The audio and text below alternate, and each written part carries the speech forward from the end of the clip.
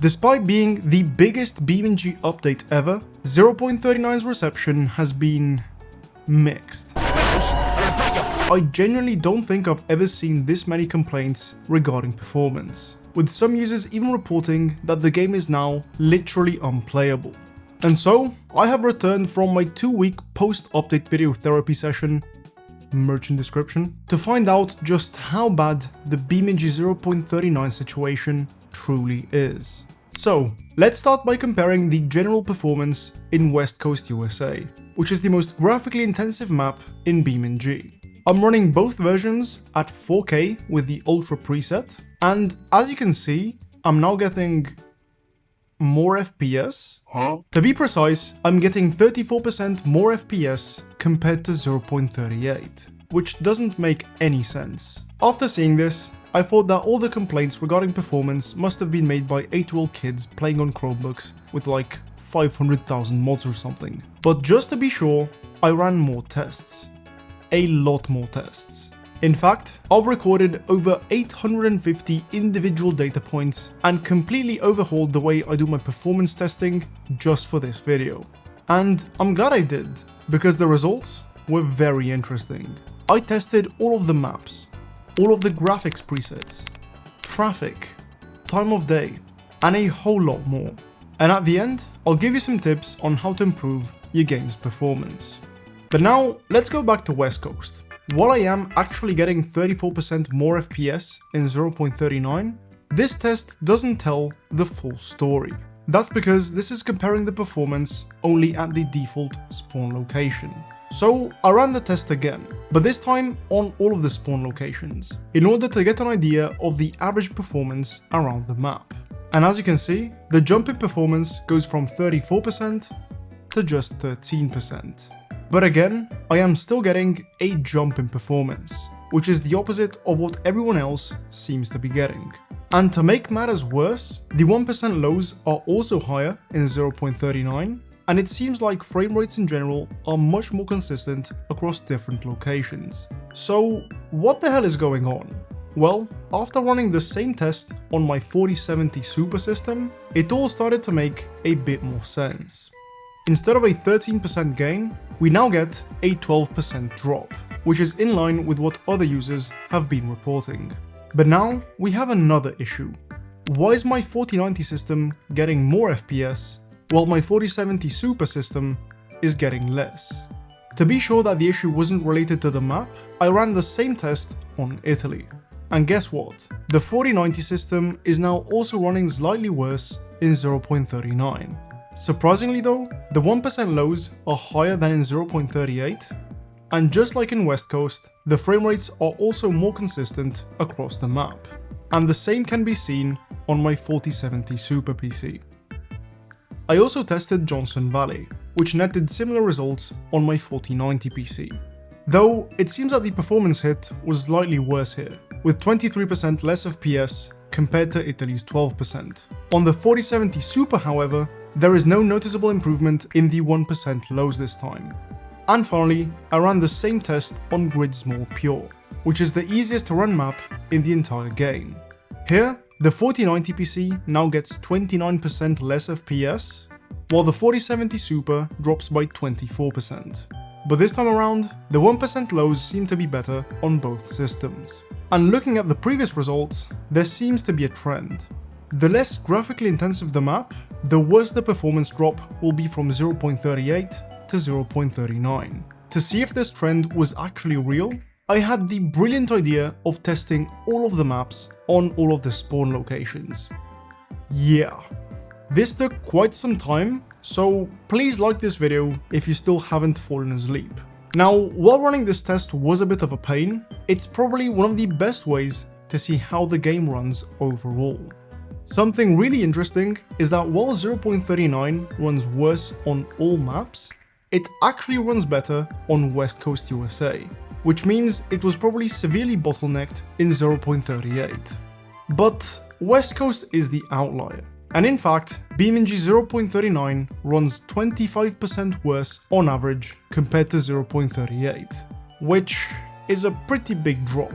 If we remove the easy to run maps, the difference is slightly less painful at just over 20%, but still, that's pretty suboptimal. On the 4090 PC, a 20% difference doesn't really seem like that big of a deal, since the average frame rate goes from a smooth 148 to a still smooth 117. But on the 4070 Super PC, it's the difference between getting a rock solid 60 plus FPS in 0.38 and dipping into the low 50s and high 40s in 0.39. But it's not as simple as saying that 0.39 runs 20% worse than 0.38.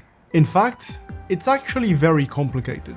We're comparing two game versions with completely different visuals, multiple new rendering techniques, updated models and textures, revised graphics presets, and even different APIs. We're legit comparing two different games at this point. I'll show you how all the different graphics APIs compare soon, but for all these other tests, I made the decision to stick to the default APIs, which are Direct3D 11 for 0.38 and Direct3D 12 for 0.39. I was tempted to use Vulkan on both game versions to take APIs out of the equation, but in the end I decided against it as the majority of people prefer running the default API for better stability. So for these reasons, you can't just jump to the conclusion that 0.39 is an unoptimized mess compared to 0.38. And while yes, we are getting around 20% less frames per second, we also need to consider what we are getting in return. Every single graphics preset in 0.39 is so much more better looking than its 0.38 equivalent.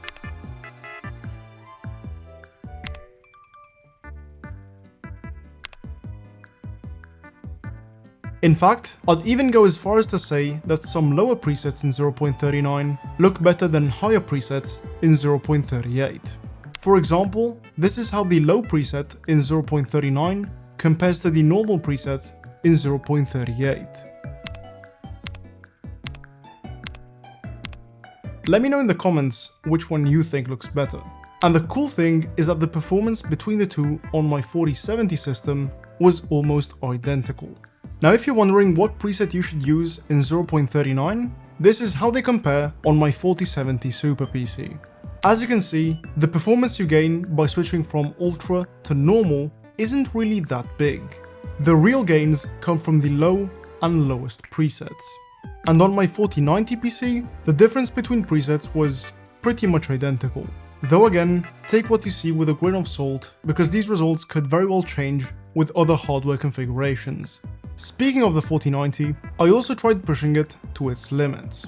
The Ultra preset doesn't enable all of the settings, so for my videos, I use a custom preset which maxes everything out, apart from dynamic reflections, which are just slightly higher than Ultra.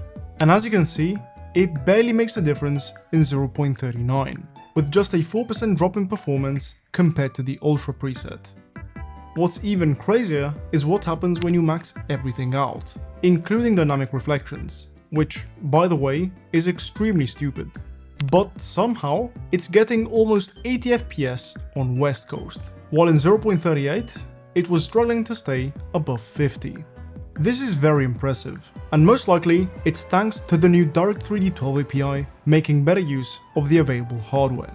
This is how the three APIs compare in 0.39, and man, I kinda feel bad for the now obsolete Direct3D 11 getting half the frames of the other two. May it rest in peace. So, if your graphics card supports it, the new default Direct3D 12 API is clearly the way to go. But keep in mind that this is not free performance. Looking at the power draw, you can see that both Direct3D 12 and Vulkan are pulling around 150 more watts compared to Direct3D 11, which is a good thing. I paid for the whole GPU, I'm gonna use the whole GPU. Direct3D 12 actually does have some efficiency gains over Vulkan, as it's getting around 4% more frames while pulling the same power. Now since Vulkan is actively supported in both 0.38 and 0.39, we can take the API out of the equation and get a rough idea of how much the new graphics really affect performance. And as you can see, 0.39 gets about 20% less frames per second. Something interesting is that the GPU is pulling 388 watts in 0.38 compared to 366 in 0.39. If we assumed that power draw and FPS scaled linearly, and that 0.39 was pulling the same 388 watts as 0.38, then the difference in FPS would go from 21% to just 6%. This is all purely theoretical, but with potential further optimizations, as well as the confirmed introduction of DLSS and FSR in the near future, the gap in performance between the old and the new graphics may be significantly reduced. But don't get your hopes up. Now, I want to show you some of the more interesting tests I did. Starting with traffic, the impact ranges from -26% to -44%, while in 0.39, it goes from -33% to -42%. So it would seem like 0.38 handles lower amounts of traffic cars slightly better, while 0.39 takes the edge as you keep adding more cars. But take this with a grain of salt, because as we saw previously, the 4090 was severely bottlenecked in 0.38, which could make it seem like traffic had less of an impact on performance. Something else I wanted to find out is if the new nighttime caused a drop in FPS. In 0.38, the FPS stayed exactly the same while switching to nighttime, whereas in 0.39, it actually went up. Even the 1% lows are higher during nighttime, which really has me scratching my head. On the topic of nighttime, I also tested the impact of vehicle lights. In 0.38, turning on the low beams resulted in a 9% drop in FPS, while the high beams brought it down to 15%, which is pretty bad. In 0.39, however, low beams and high beams have the same exact impact on performance, and it's just 5%. Very nice. Then, I also tested detailed mirrors. That's because in 0.39, detailed mirrors now also render shadows. And this had me wondering if their impact on performance would be more substantial compared to 0.38.